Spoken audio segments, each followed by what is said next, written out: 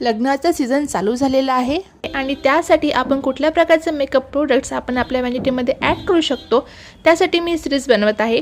हा आहे सिरीजचा part 1।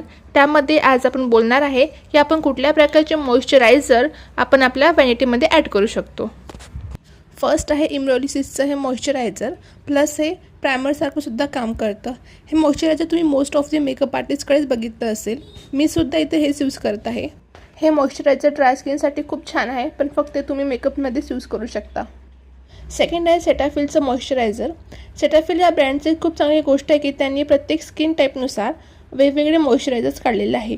Sensitive skin असो, ऑइली स्किन असो किंवा ड्राय स्किन असो, प्रत्येक स्किनसाठी त्यांनी वेगवेगळे मॉइश्चरायझर्स लॉन्च केलेले आहेत आणि सेटाफिलचे ब्रँड डॉक्टरसुद्धा सजेस्ट करतात, त्यामुळे तुम्ही एकदा सेटाफिल नक्की ट्राय करा।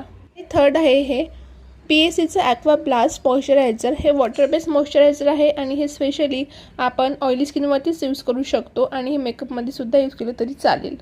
आणि अशाच प्रकारे स्किन केअर, हेअर केअर आणि मेकअपबद्दल माहिती जाणून घेण्यासाठी माझ्या पेजला नक्की फॉलो करा।